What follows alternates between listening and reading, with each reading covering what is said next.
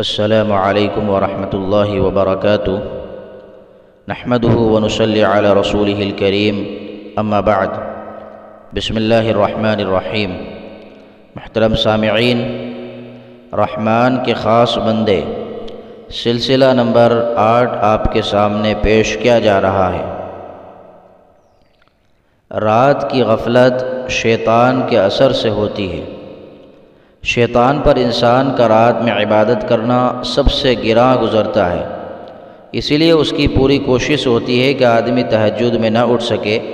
چنانچہ پیغمبر علیہ السلام نے فرمایا کہ شیطان سوتے وقت تم میں سے ہر آدمی کی گدی پر 3 گرہیں لگا دیتا ہے اور ہر گراہ پر یہ جملہ پڑھ کر پھونک دیتا ہے، علیک لیل طویل فرقد، ابھی رات لمبی ہے سو جاؤ۔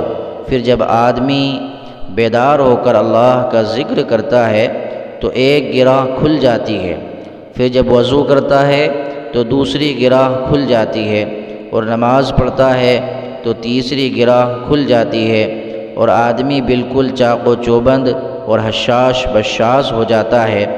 اور اگر رات بھر سوتا ہی رہے تو صبح اس حال میں کرتا ہے کہ طبیعت میں انقباض ہوتا ہے اور بدن پر سیاہٹ طاری ہوتی ہے۔ بخاری شریف۔ اور ایک روایت میں ہے کہ نبی اکرم صلی اللہ علیہ وسلم کے سامنے ایک شخص کا ذکر ہوا جو رات بھر سوتا رہا اور نماز کے لیے نہیں اٹھا، تو پیغمبر علیہ السلام نے فرمایا کہ اس کے کان میں شیطان نے پیشاب کر دیا ہے۔ بخاری شریف، حدیث 1144۔ شیطان کے پیشاب کر دینے کے معنی کے بارے میں شارحین نے درج ذیل اقوال نقل فرمائے ہیں۔ الف، بعض حضرات نے فرمایا کہ اس سے حقیقی معنی مراد ہیں، یعنی حقیقت میں شیطان کا پیشاب کر دینا مستبعد نہیں ہے، گو کہ وہ انسان کو محسوس نہ ہو۔ بعض حضرات نے فرمایا کہ یہ شیطان کی طرف سے کان بند کرنے سے کنایہ ہے تاکہ وہ ذکر کی آواز نہ سن سکے۔ جیم، بعض حضرات نے فرمایا کہ یہ اس بات سے تعبیر ہے کہ شیطان اس پر حاوی رہا اور اس کو ایسا ذلیل کیا گویا کہ اسے پیشاب گھر بنا دیا۔ دال، بعض حضرات نے فرمایا کہ اہل عرب کے محاورے میں کسی چیز کو فاسد کرنے کی تعبیر اس پر پیشاب کرنے سے کرتے ہیں، گویا کہ شیطان نے اس کے کان بالکل پٹ کر دیے جس کی وجہ سے وہ بیدار نہ ہو سکا۔ اور علامہ طیبی رحمۃ اللہ علیہ نے فرمایا کہ عموماً آدمی کے بیدار ہونے کا سبب کان پڑی آوازیں ہوتی ہیں، اس لیے آنکھ کے بجائے کان میں پیشاب کرنے کی تعبیر زیادہ اقرب الی الفہم ہے۔ گویا کہ پیشاب کان کے راستے سے پورے بدن میں پھیل جاتا ہے اور آدمی کو سست بنا دیتا ہے۔ مستفاد، تلخیص فتح الباری، شرح صحیح البخاری، الحافظ ابن حجر العسقلانی، جلد نمبر 3، صفحہ نمبر 36۔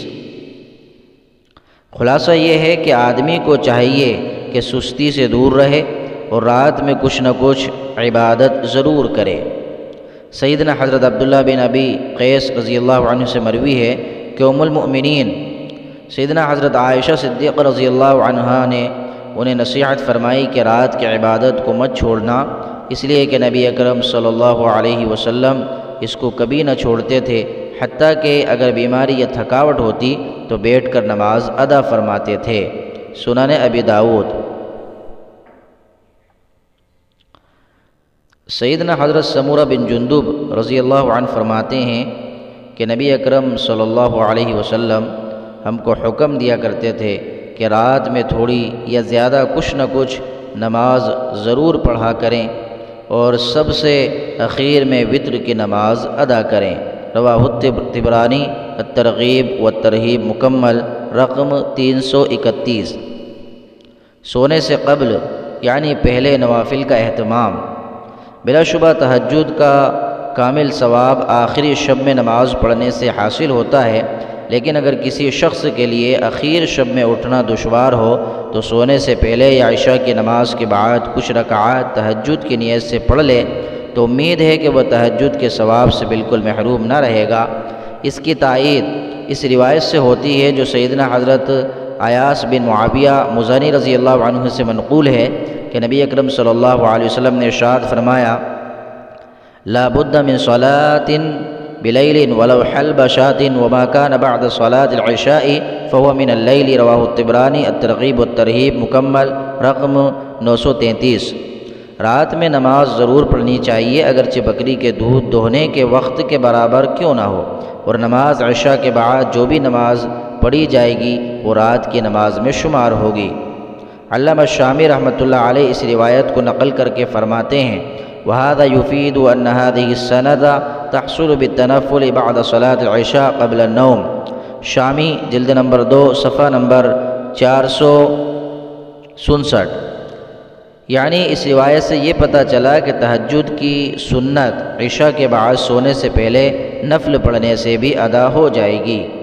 بری بنا اگر اخیر شب میں موقع نہ ہو تو سونے سے قبل تہجد کی نیت سے کچھ نوافل پڑھ لینی چاہیے۔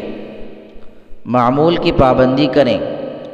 آدمی اگر تھوڑی بہت ہمت سے کام لے تو شب خیزی کی سعادت سے بہرہ ہو سکتا ہے، اور کوشش یہ کرنی چاہیے کہ جو معمول بن جائے پھر اسے بلا عذر ترک نہ کیا جائے۔ سیدنا حضرت عبداللہ بن عمرو بن عاص رضی اللہ عنہ فرماتے ہیں کہ نبی اکرم صلی اللہ علیہ وسلم نے مجھے نصیحت فرمائی کہ اے عبداللہ، تم فلاں شخص کی طرح مت ہو جانا جو رات میں عبادت کیا کرتا تھا پھر اس نے رات کو اٹھنا چھوڑ دیا۔ رواہ البخاری و مسلم الترغیب والترہیب مکمل رقم 961۔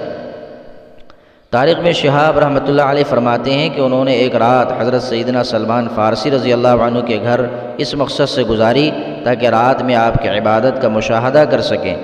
موصوف فرماتے ہیں کہ حضرت سلمان فارسی رضی اللہ عنہ نے اخیر رات میں اٹھ کر کچھ دیر نماز ادا فرمائی، جو حضرت طارق رحمۃ اللہ علیہ کے تصور سے بہت کم تھی۔